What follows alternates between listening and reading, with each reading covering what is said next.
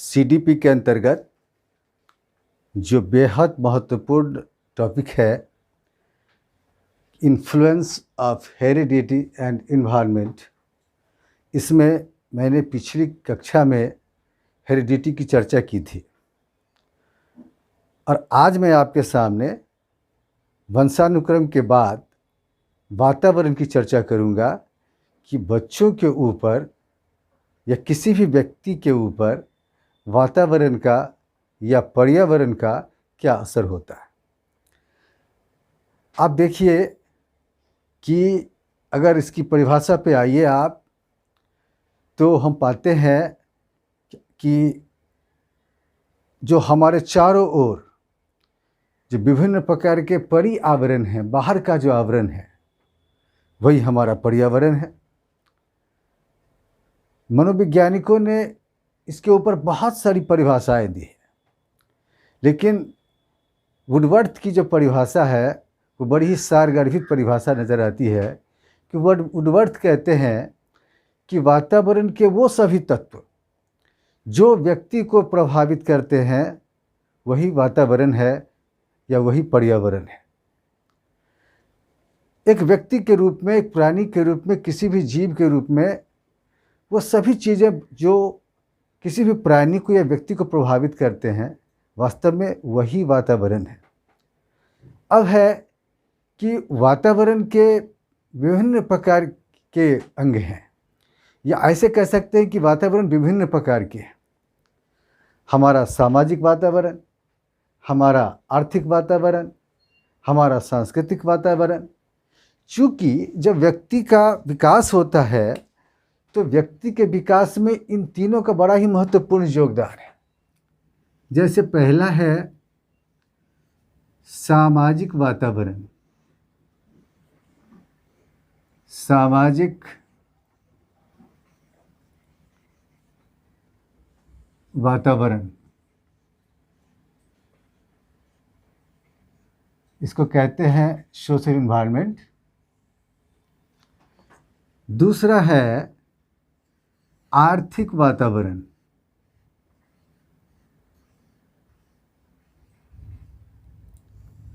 आर्थिक वातावरण,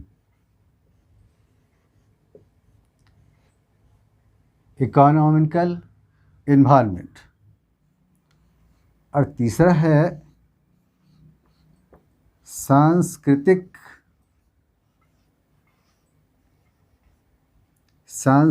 वातावरण।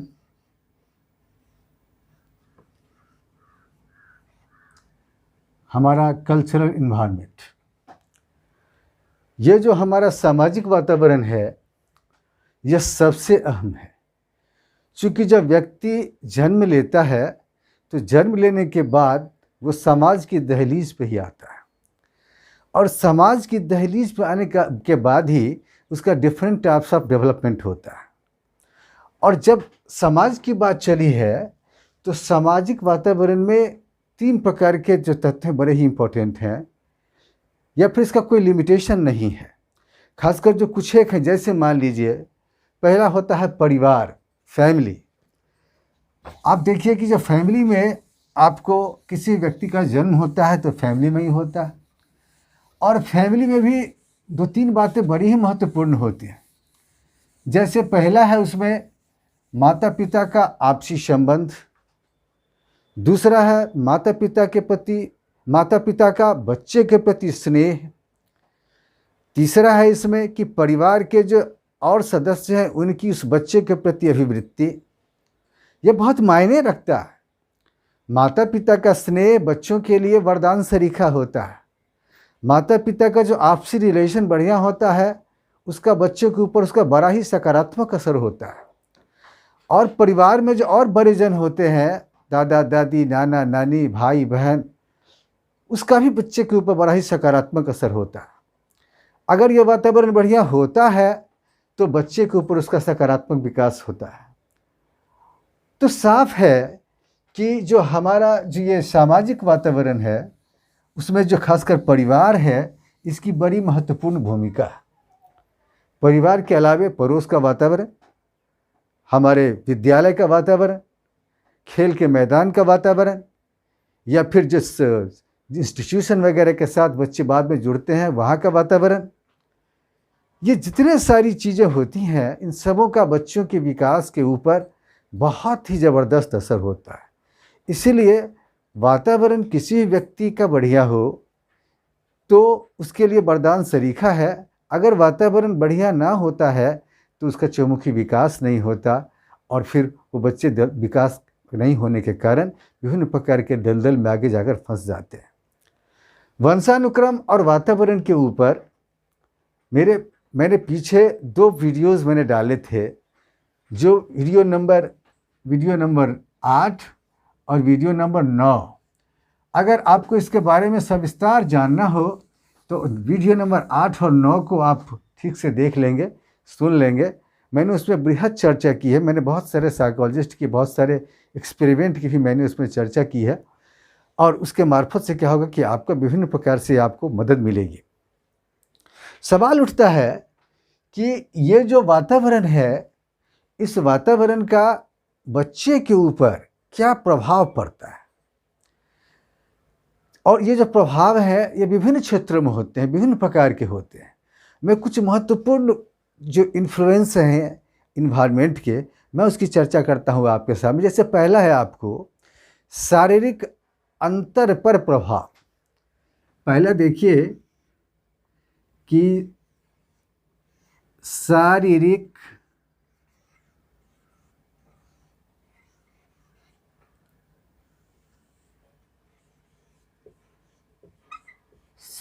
अंतर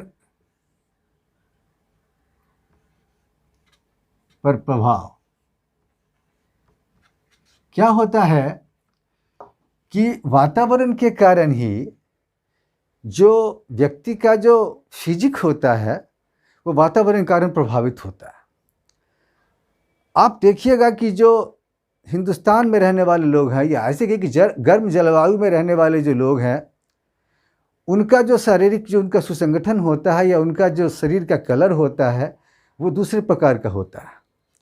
और जो ठंडे प्रदेश के लोग हैं, ठंडे देश के लोग हैं, उनका जो भौगोलिक क्षेत्र किसी दूसरे प्रकार का है। तो क्या होता है कि वातावरण के कारण आपको उनके जो शरीर का कलर होता है, उनकी जो भाव भंगिमा होती है, वो दूसरे प्रकार की होती है। दूसरा जो इफेक्ट होता है वो होता है प्रजाति की श्रेष्ठता पर। जैसे देखिए प्रजाति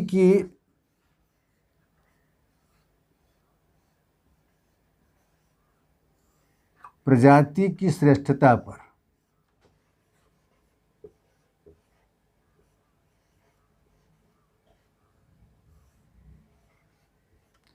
हम सभी जानते हैं इस बारे में कि विभिन्न प्रकार की प्रजातियां हमारे समाज में है और फिर हमारे देश में है, विश्व स्तर पर भी है।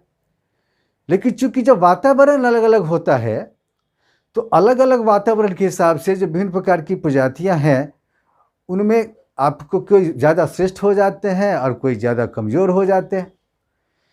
अगर वातावरण उनके अनुकूल होता है, उनके भीतर जो वंशानुक्रम से आई हुई जो बातें बड़ी मजबूती से रहती हैं और उसको सही प्लेटफॉर्म मिल जाता है, तो क्या होता है कि वो प्रजाति विशेष जो है वो श्रेष्ठ हो जाता है। और जिसको वंशानुक्रम के मार्फत से श्रेष्ठ बातें आई भी हैं उसके भीतर, लेकिन जब उसको उचित प्लेटफॉर्म नहीं मिलता, उचित वातावरण नहीं मिलता, तो क्या होता है कि वो इन्फीरियर हो जाता है।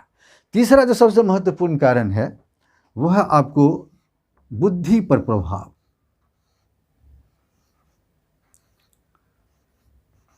बुद्धि पर प्रभाव, ये जो बुद्धि की चर्चा है यहाँ, कि बुद्धि के बारे में बहुत सारे मनोवैज्ञानिकों का कहना है कि बुद्धि में ज़्यादातर प्रभाव आनुवंशिकता का होता है। बहुत सारे लोग कहते हैं कि बुद्धि के ऊपर आपको वातावरण का प्रभाव होता है। लेकिन मैंने जो फील किया है, मैंने जो विभिन्न किताबों को पढ़ने के बाद महसूस किया है, मुझे लगा है कि बुद्धि पर दोनों का प्रभाव है, जिसकी चर्चा हम बाद में करेंगे आपके सामने, कि बुद्धि के ऊपर भी प्रभाव वातावरण का होता है। कारण देखिए कि आप आनुवांशिक रूप से बहुत अच्छी बुद्धि लब्धि लेकर आए भी हैं, यह जेनेटिक रूप से आपके पूर्वज बड़े ही बुद्धिमान थे या उनकी आईक्यू बड़ी ब्राइट थी, लेकिन अगर वातावरण बढ़िया नहीं मिलता है तो वो बुद्धि लब्धि उसकी कमज़ोर हो जाती है, बौद्धिक क्षमता या प्रवीणता में वो कमज़ोर हो जाता है। और अगर आप बढ़िया जीन लेकर आए हो और फिर आपको वातावरण भी बड़ा अनुकूल मिलता है, अगर जिन बच्चों को प्राइमरी स्टेज से बढ़िया वातावरण मिलता है, चाहे पारिवारिक स्तर पे हो, चाहे सामाजिक स्तर पे हो, चाहे कि वो विद्यालय स्तर पे हो, जिस किसी भी स्तर पे हो, अगर उनको बढ़िया वातावरण मिलता है तो उनकी बुद्धि में का चरम विकास होता है। और अगर ऐसा नहीं होता तो उनका बौद्धिक विकास नहीं होता, उनकी बुद्धि लब्धि जो है वो इंफीरियर में चली जाती है, उनकी बुद्धि लब्धि में विकास नहीं होता। तो बुद्धि के ऊपर भी जो है सो आपको वातावरण का बड़ा ही ज़बरदस्त असर है।